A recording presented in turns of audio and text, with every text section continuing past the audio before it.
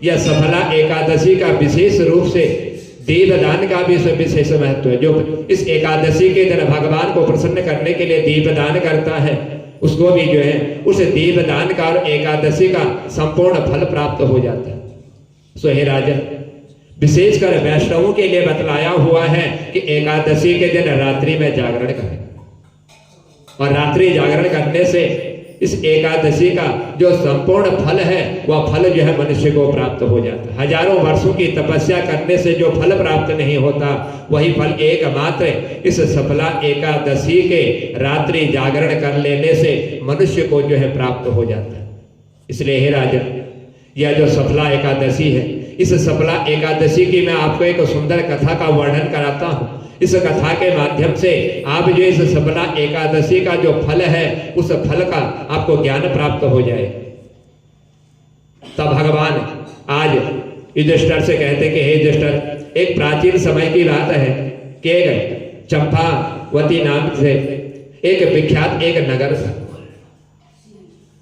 यहाँ पर किसी समय जो है एक महिष्मती नाम का एक राजा, उसके राजधानी यह हुआ करती थी, और इस राजा के जो है 5 पुत्र थे। इन 5 पुत्रों में जो उसका सबसे बड़ा पुत्र था, वह बड़ा पुत्र हमेशा जो है पाप कर्म में ही लिप्त रहता था, हमेशा पाप किया करता था, कभी भगवान का नाम नहीं लेता, कभी भगवान की पूजा नहीं करता था, और इतना यह पाप कर्म करने लग गया था कि परस्त्रीगामी और वैश्याओं का संग करने वाला हो गया था। इसके पिता ने पुण्य के द्वारा जितना भी धन एकत्रित किया हुआ था, वह सारा धन इसने जो है पाप कर्म में खर्च कर दिया। सो युधिष्ठिर अब यह सदा जो है दुराचार करता, बुरे कर्मों में यह पड़ा रहता था, और श्रेष्ठ ऋषि मुनि विद्वान ब्राह्मणों का यह जो है निंदा करने वाला था। वैष्णवों और देवता भी इनकी भी हमेशा जो है निंदा करता था। यह कभी किसी के शुभ कार्य को देख नहीं सकता था। सो हे महाराज, अपने पुत्र को इस प्रकार का पापाचारी देख करके, पाप बुद्धि जान करके, आज राजा महिष्मती ने राजकुमारों से अपने इस पुत्र को जो है निकाल दिया घर से। और जब अपने इस पुत्र को घर से निकाला, सो युधिष्ठिर, इसके इस बड़े पुत्र का नाम जो है लुम्बक था, और इसने जो है फिर पिता और भाइयों ने इसको जब राज्य से निकाल दिया, आज यह राजा का पुत्र जो है नगर से निकल करके एक वन में पहुंच गए। उस वन में यह निवास करने लगा। सो महाराज, वहीं पर रह करके उस पापी ने प्राय समूचे नगर में जितने भी लोग रहा करते थे, जो धन इकट्ठा किया करते थे, इन सब का धन इसने जो है लूट लिया। जो भी उस वन से, उस मार्ग से जाता था, उन सब का यह धन लूट लेता था और सबको जो है मार दिया करता था। सो हे महाराज, एक दिन की बात है कि लुम्बक जो है जिस वन में रह रहा था, उसी वन से एक बार यह एक नगर में जो है चोरी करने के लिए चला गया। रात्रि का समय था, आधी रात हो रही थी, और पहरा देने वाले सिपाही सब जाग रहे थे नगर में कि कोई चोर आकर के इस नगर में कहीं से चोरी ना कर ले। और उसी रात्रि के दिन जब सिपाही जागे हुए थे, यह नगर में पहुंच गया चोरी करने के लिए। इन सिपाहियों ने इस चोर को जो है पकड़ लिया। सो हे महाराज, जब उसने अपने राज्य में, जो उसका पिता राज्य करता था जिस नगर में, उस नगर के अपने पिता महिष्मती का मैं पुत्र हूं करके इस सिपाही को जब बतलाया, तो सिपाही ने सोचा कि राजा का पुत्र है, हो सकता है बुद्धि इसकी जो है खराब हो गई हो, या किसी कारण यह जो है नगर में पहुंच चुका हो। तो ऐसा जान करके आज उस सिपाही ने उस राजा के पुत्र को छोड़ दिया। और वहां से जब सिपाही ने उसको छोड़ा, फिर वह जो है पापी वन में पहुंच गया, जिस वन में इसने पूरी रात यह बिता रहा था। प्रतिदिन उस वन में पशुओं को मार करके लाता, उन पशुओं का मांस या प्रतिदिन जो है उस वन में वृक्षों के नीचे फल ला करके उस मांस के साथ जो है खा करके अपना जीवन निर्वाह कर रहा था। सो हे महाराज, इस दुष्ट का विश्राम जो है रात्रि के समय जब यह वन से भ्रमण करते हुए आता तो एक पीपल के वृक्ष के नीचे यह निवास करता।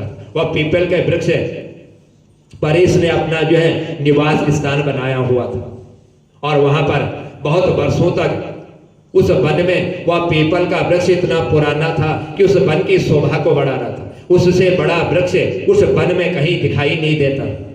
तो उस वन में यह वृक्ष जो है उस गांव वाले इसको देवता के समान मानते थे और देवता के समान मान करके इसकी पूजा करते थे। और वही पाप बुद्धि उस राजा का पुत्र लुम्बक जो है उसी वृक्ष के नीचे निवास करता था।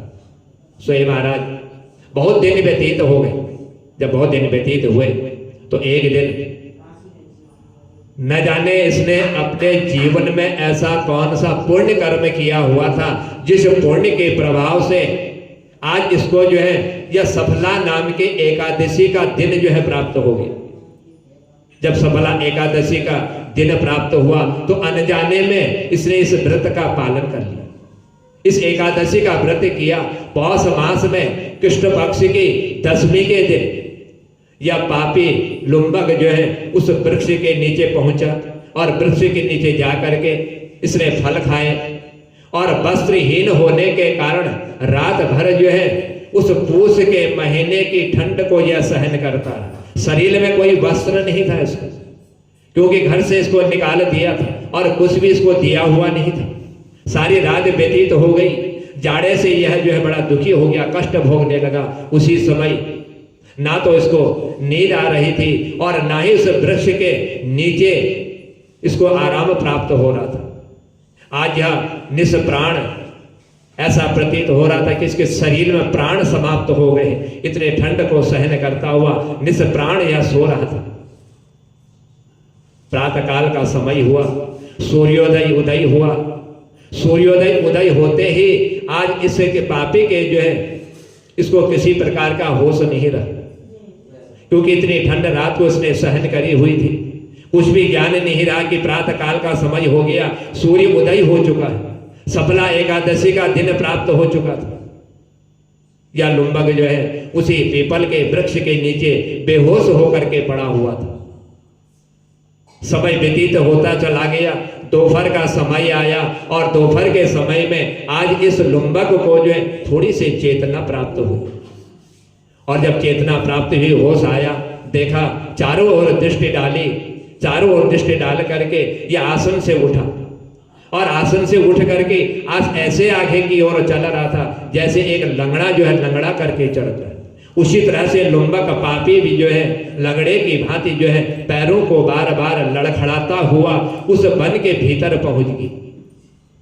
जिस वन में वृक्ष के नीचे यह निवास कर रहा था वहां से जाकर के दूसरे वन में पहुंच गई और उस वन में भूख के कारण दुर्बल शरीर इससे बड़ा पीड़ित हो रहा था, बड़ा दुख पा रहा था। सो हे राजन, इसको उस एकादशी के दिन इस तरह की इसकी ऐसी दशा को देख करके उस समय यह लुम्बक जो है बहुत से फल लेकर के जो ही विश्राम स्तर पर लौटा उस पीपल के पेड़ के नीचे और त्यों ही सूर्यास्त हो, क्योंकि दोपहर में उठा था, भोजन की व्यवस्था करने के लिए वन में गया था, लौट के आया तो सूर्य भगवान अस्त हो चुके थे। तब उसने जो है उस वृक्ष की जड़ में बहुत से फल जो है निवेदन करते हुए उस वृक्ष के नीचे रखे और उस वृक्ष से निवेदन किया, कहा इन फलों से लक्ष्मीपति भगवान विष्णु जो है मेरे से संतुष्ट हो जाए, क्योंकि मैं जो है आज अपनी इस पाप बुद्धि के कारण और अपनी ऐसी दशा के कारण इन फलों को जो है इस पीपल के वृक्ष पर जो है भगवान स्वरूप जान करके इनको अर्पण करता। यूं कह करके लुम्बक ने रात भर उस वृक्ष के नीचे विश्राम करते हुए इसने नींद ले ली। स्वयं महाराज इसी प्रकार अनायास ही मन में इसने जो है उस सफला नाम के एकादशी के व्रत का इसने पालन कर लिया। और जब एकादशी का इसका व्रत हुआ, रात्रि का समय था, आकाशवाणी हुई कि हे राजकुमार, तुम सफला एकादशी के प्रसाद से राज्य और पुत्र को तुम प्राप्त करोगे। तुम्हारी बुद्धि पाप बुद्धि हो चुकी थी, तुमने पाप कर्म किया हुआ है, लेकिन एक छोटे से पुण्य के कारण तुम पुत्रवान हो गए, तुम्हें बहुत बड़ा राज्य प्राप्त होगा। बहुत अच्छा कह करके उसने यह वरदान जो है स्वीकार कर लिया। जब वरदान स्वीकार किया उसके बाद उसका रूप जो है दिव्य हो गया। जब दिव्य रूप हो गया तब से उसकी उत्तम बुद्धि भगवान विष्णु के भजन में जो है लग गई। वह पाप बुद्धि समाप्त हो गई जिस बुद्धि से यह पाप करता था। आज एकमात्र आकाशवाणी से और एकादशी के उस व्रत के अनुष्ठान से इसका पाप सारा समाप्त हो गई। दिव्य आभूषण इसको प्राप्त हो गए और इसने जो है एक बहुत बड़ा राज्य भी इसने प्राप्त कर दिया। स्वयं महाराज आज 15 वर्ष व्यतीत हो गए और 15 वर्ष व्यतीत होने पर यह उसका संचालन करता रहा। जिस राजा का राज्य बना हुआ था पूरे 15 वर्ष तक उस राज्य में यह राजा के पद पर विराजमान रहा। उसी समय भगवान श्री कृष्ण की कृपा से आज इसको जो है एक सुंदर मनोज नामक एक पुत्र की इसको प्राप्ति हो गई। जब इस सफला एकादशी के अनुष्ठान से जो आकाशवाणी हुई वो आकाशवाणी इसके लिए बिल्कुल सत्य हुई। 15 वर्ष राज्य किया, एक मनोज नाम के पुत्र को इसने जो है जन्म दिया। तब वह बड़ा हुआ तो लुम्बक ने तुरंत ही राज्य की ममता को छोड़ करके अपना सारा राज्य अपने पुत्र को सौंप दिया और यह भगवान श्री कृष्ण के समीप पहुंच गया। और वहां जाकर के यह मनुष्यों को कभी शोक में नहीं पड़ता देख सकता था, किसी मनुष्य को दुखी नहीं देखता था। स्वयं महाराज हे राजन, इस प्रकार इसने सफला एकादशी का या व्रत का जो उत्तम अनुष्ठान था या उत्तम अनुष्ठान इसने प्राप्त कर लिया। या राजा होने पर अपने राज्य में प्रजा को किसी भी प्रकार जो है दुखी नहीं देखना चाहता था। यदि कोई दुखी भी रहता तो उसके दुख को यह दूर करता था, उसका प्रयत्न करता था ताकि इसका दुख दूर हो जाए।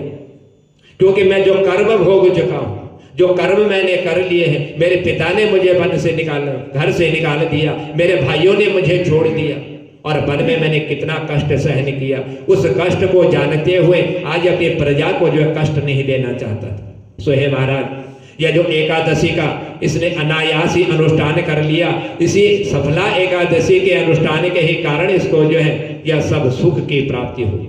वह इस लोक में सुख भोग करके और इसने जो है मरने के पश्चात इसको मोक्ष की प्राप्ति हो गई।